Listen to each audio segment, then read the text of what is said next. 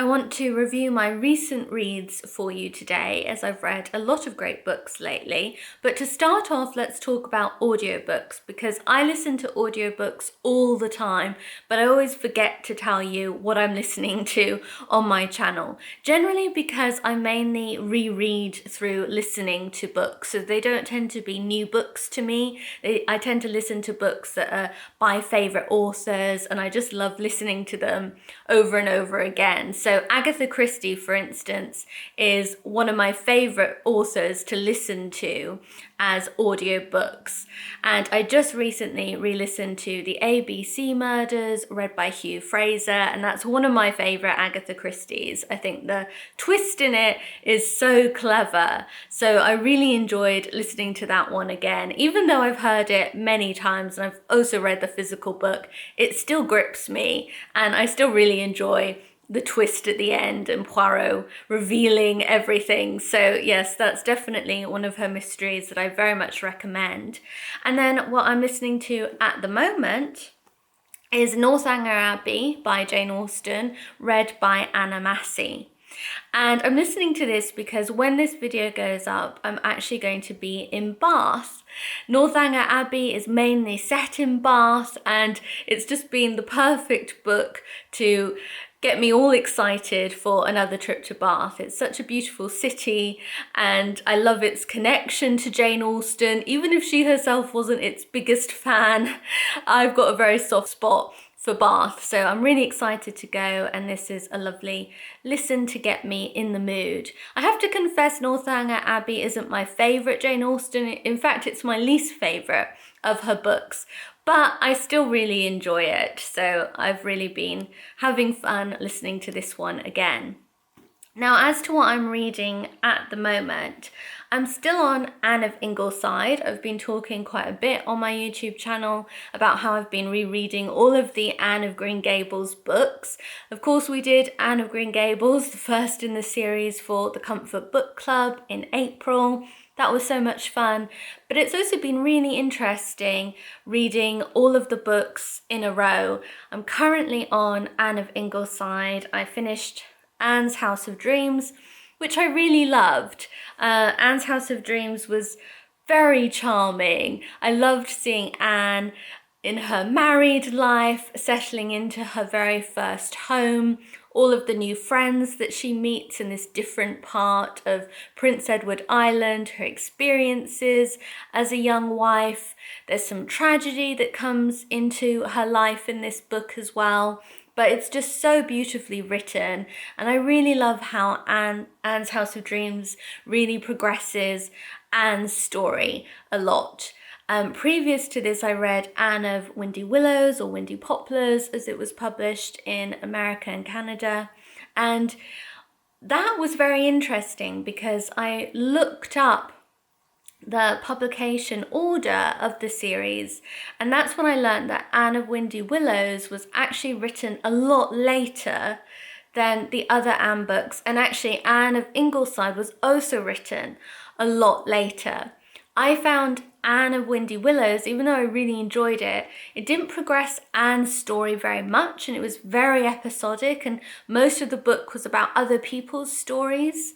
And a bit of that comes into Anne of Avonlea and Anne of the Island, but there's still more of Anne in those books, and they were part of the original series, and then it went from Anne of the Island to Anne's House of Dreams originally. And that kind of makes sense when you read the series as a whole, and you realise that Anne of Windy Poplars and then this one were both written years later. So I found that interesting. So far, I have to say that I am enjoying Anne of Ingleside. It's fun to see Anne as a mother and her many children. So yes, I am enjoying this one, and I'm going to keep reading the rest of them. I've slowed down a little bit because I want to read some other books as well, but it's nice to have the Anne books as my kind of bedtime reading as well. Then another book I've been reading is this one, Over the Sea to School by Mabel Esther Allen, which Girls Gone By Publishers just republished. I loved reading Mabel Esther Allen when I was a child. I still enjoy reading a lot of the books that I collected as a child. This was one I'd never read before, and it's about a young girl who isn't very happy when her parents decide to move her from her local high school to a boarding school in Skye. She actually loves her high school and doesn't want to go to boarding school, and she really turns against Skye and Scotland, even though she has Scottish connections through her family and her heritage. She won't admit to that, and she's determined to just dislike everything. Of course, in the end, she comes round and ends up loving her school, and she has quite a dramatic adventure along the way as well. It's just quite a fun story, so I've been enjoying that. And then a book that I've been loving dipping into lately is this one, The Herbal Year, Folklore, History and Remedies, written and illustrated by Christina Hart Davies. I love this because it's a really seasonal book.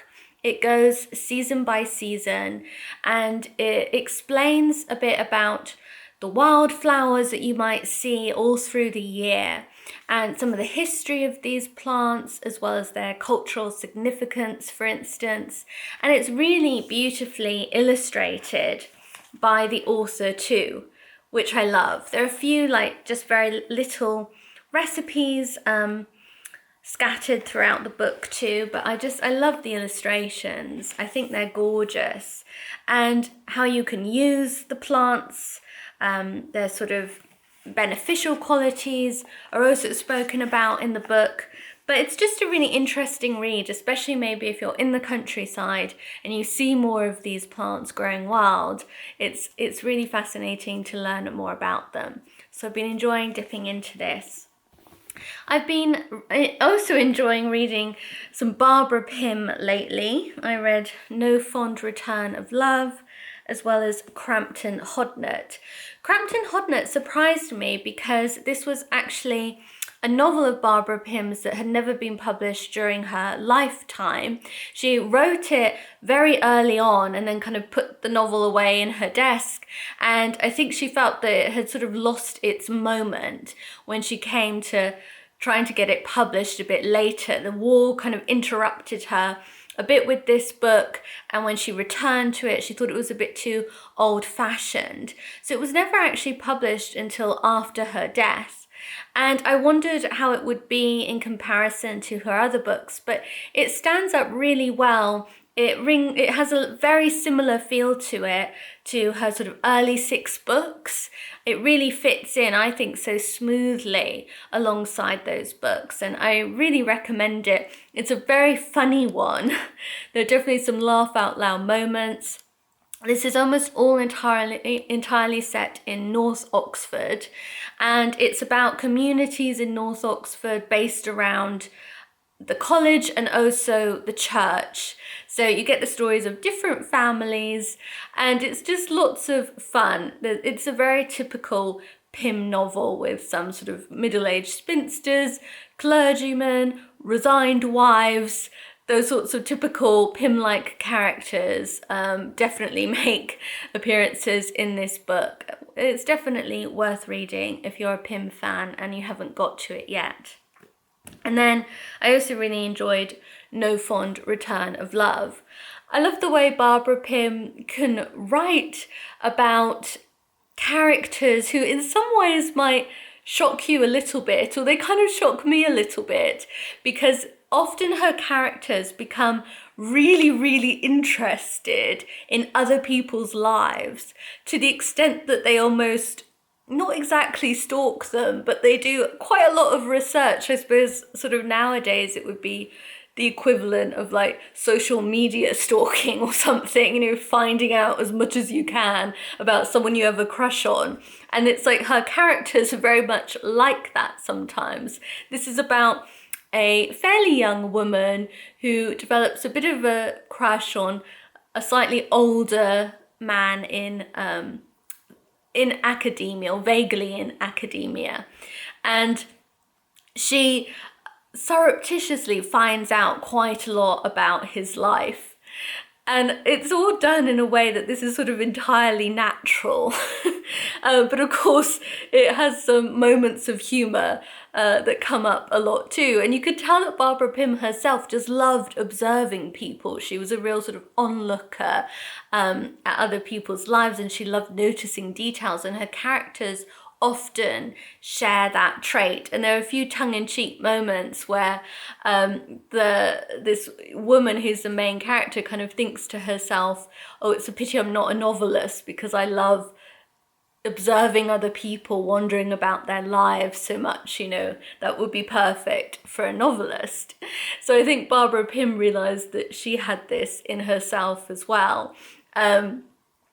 Like I said, it shocks me a little bit because I'm so not like that, and it's just treated as like the most kind of normal thing to do in some ways in these books, and especially in this one.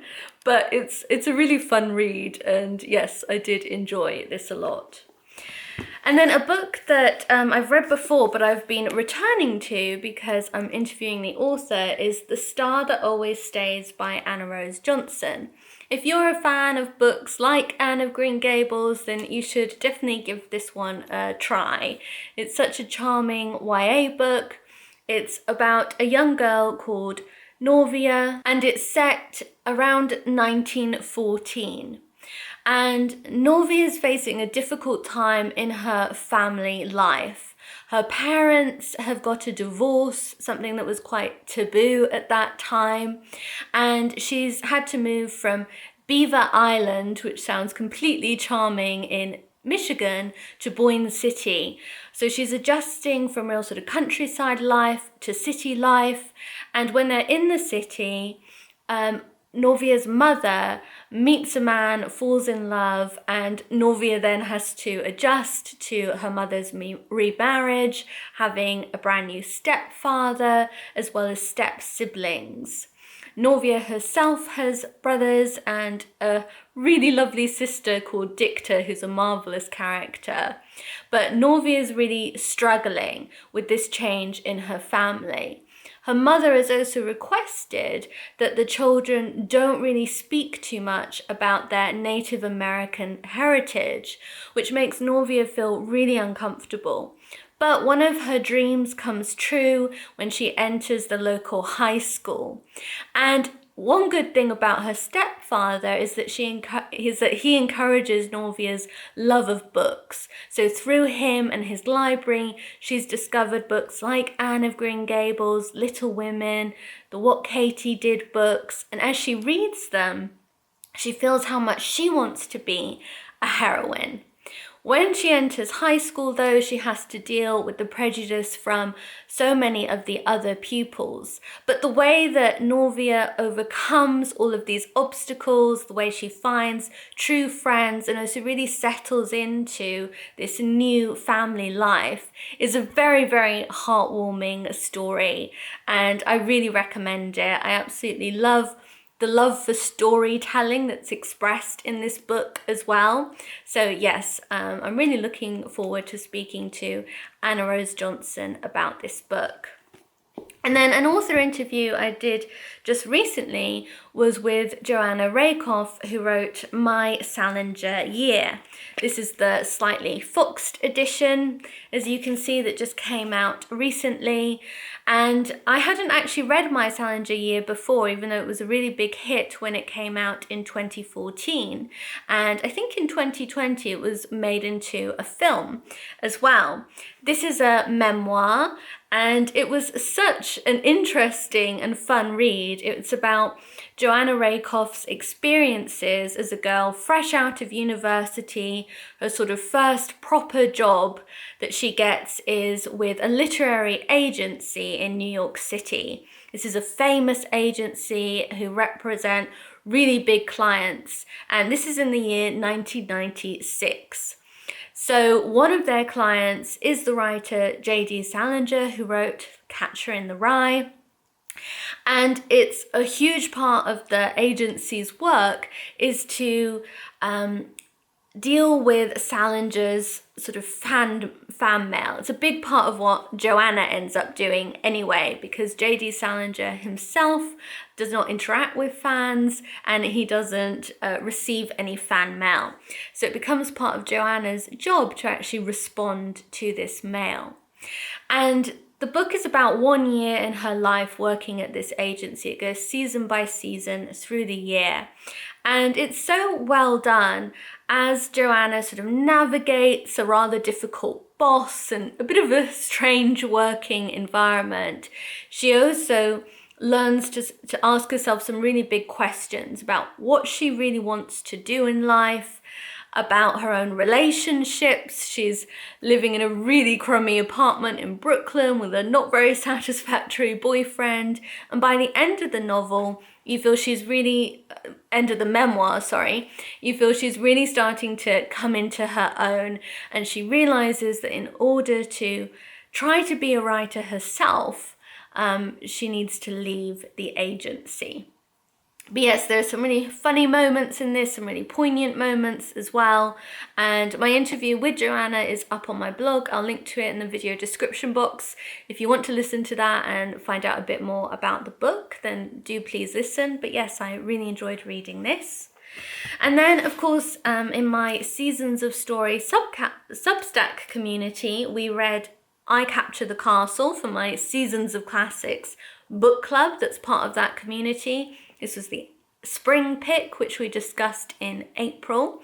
It was so much fun returning to this, a lot of fun discussing it for a book club, and it was just the perfect spring read. I Capture the Castle is a wonderful coming-of-age story. It's told in diary form. Young Cassandra Mortmain starts to write about her family, who are very eccentric and who are living in this crumbling castle in the English countryside, and their finances are in a terrible state.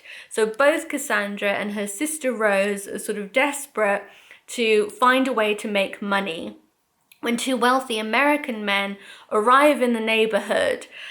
Cassandra's eldest sister Rose is determined that she'll marry one of them. It's quite a Pride and Prejudice sort of setup initially.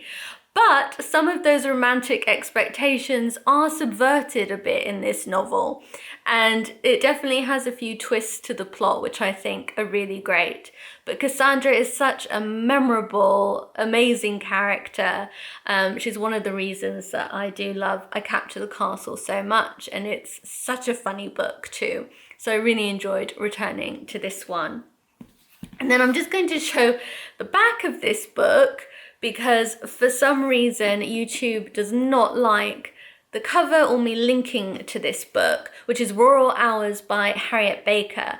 I've spoken about this book on my channel before, and I've also interviewed Harriet Baker. So again, I'll pop the interview in the video description box if you'd like to check it out. The cover, by the way, is completely banal. There's nothing wrong with it at all. It's just of a woman bathing in the river. It's actually Sylvia Townsend Warner, and she has slightly lifted her skirts, barely above her knee, I don't even think, as she's going into the river. But I'm just not risking it, so I'm afraid you'll have to look up the cover if you don't remember it. But this is such a fascinating group biography. Harriet Baker has written about Virginia Woolf, Sylvia Townsend Warner, and Rosamund Lehman, all British female novelists.